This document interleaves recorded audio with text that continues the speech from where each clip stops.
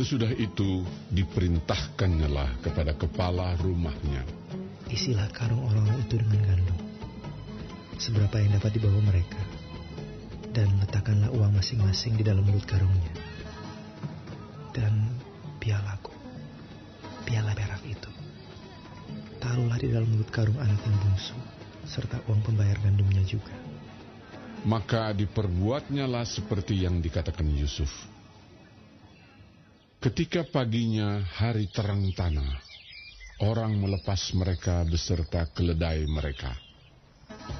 Tetapi baru saja mereka keluar dari kota itu, belum lagi jauh jaraknya, berkatalah Yusuf kepada kepala rumahnya, bersiaplah, kejarlah orang-orang itu, dan apabila engkau sampai kepada mereka, katakanlah kepada mereka, mengapa kamu membalas yang baik dengan yang jahat?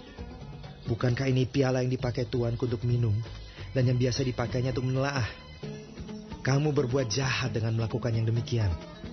Ketika sampai kepada mereka, diberitakannya kepada mereka perkataan Yusuf itu. Jawab mereka kepadanya, mengapa tuanku mengatakan perkataan yang demikian? Jauhlah daripada hamba-hambamu ini untuk berbuat begitu. Bukankah uang yang kami dapati di dalam mulut karung kami telah kami bawa kembali kepadamu dari tanah Kanaan? Asakan kami mencuri emas atau perak dari rumah tuanmu? Pada siapa dari hamba-hambamu ini kedapatan piala itu? Biarlah ia mati, juga kami ini akan menjadi budak tuanku. Sesudah itu berkatalah ia, ya, usulmu itu baik. Tetapi pada siapa kedapatan piala itu, hanya dialah yang akan menjadi budakku, dan kamu yang lain itu akan bebas dari salah. Lalu segeralah mereka masing-masing menurunkan karungnya ke tanah, dan masing-masing membuka karungnya. Dan kepala rumah itu memeriksanya dengan teliti. Ia mulai dengan yang sulung sampai kepada yang bungsu. Maka kedapatanlah piala itu dalam karung Benyamin. Lalu mereka mengoyakkan jubahnya dan masing-masing memuati keledainya, dan mereka kembali ke kota. Ketika Yehuda dan saudara-saudaranya sampai ke dalam rumah Yusuf, Yusuf masih ada di situ. Sujudlah mereka sampai ke tanah di depannya. Berkatalah Yusuf kepada mereka, perbuatan apakah yang kamu lakukan ini? Tidakkah kamu tahu bahwa seorang yang seperti aku ini pasti dapat menelaah? Sesudah itu berkatalah Yehuda, apakah yang akan kami katakan kepada tuanku? Apakah yang akan kami jawab? Dan dengan apakah kami akan membenarkan diri kami? Allah telah memperlihatkan kesalahan hamba-hambamu ini. Maka kami ini budak tuanku lah kami, baik kami maupun orang pada siapa kedapatan piala itu. Tetapi jawabnya, jauhlah daripadaku untuk berbuat demikian. Pada siapa kedapatan piala itu, dialah yang akan menjadi budakku. Tetapi kamu ini, pergilah kembali dengan selamat kepada ayahmu. Lalu tampillah Yehuda mendekatinya dan berkata, mohon bicara tuanku. Izinkanlah kiranya hambamu ini mengucapkan sepatah kata kepada tuanku. Dan janganlah kiranya bangkit amarahmu terhadap hambamu ini. Sebab tuanku adalah seperti Firaun sendiri. Tuanku telah bertanya kepada hamba-hambanya ini, masih adakah ayah atau saudara kamu? Dan kami menjawab, tuanku, kami masih mempunyai ayah yang tua, dan masih ada anaknya yang muda, yang lahir pada masa tuanya.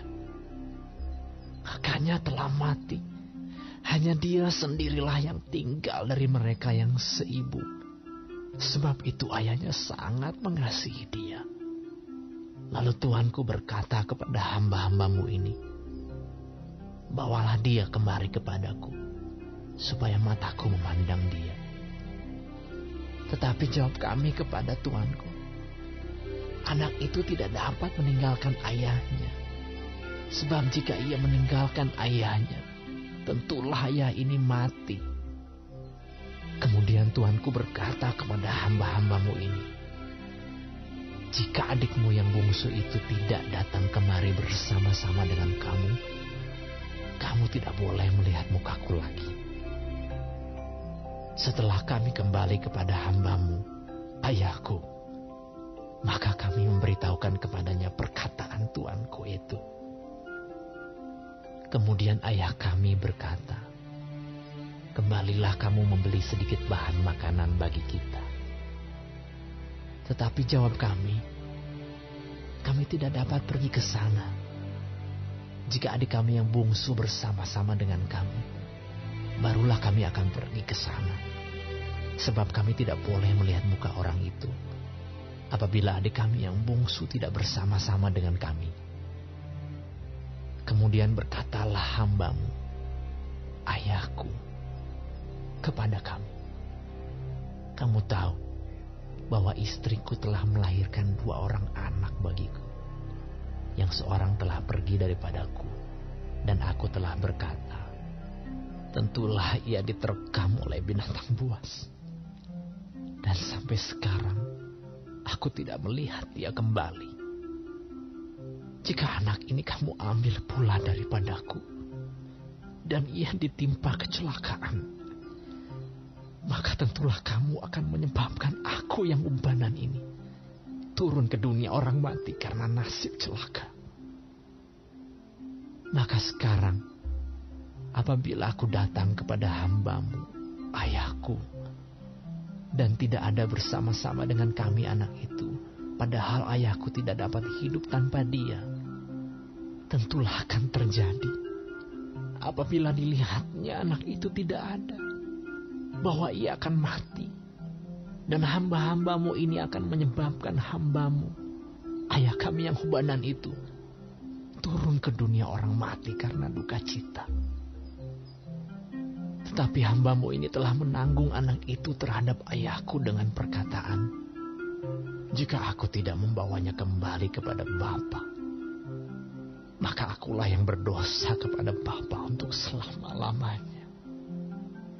Oleh sebab itu, baiklah hambamu ini tinggal menjadi budak tuanku menggantikan anak itu. Dan biarlah anak itu pulang bersama-sama dengan saudara-saudaranya. Sebab masakan aku pulang kepada ayahku, apabila anak itu tidak bersama-sama dengan aku tidak akan sanggup melihat nasib celaka yang akan menimpa ayahku.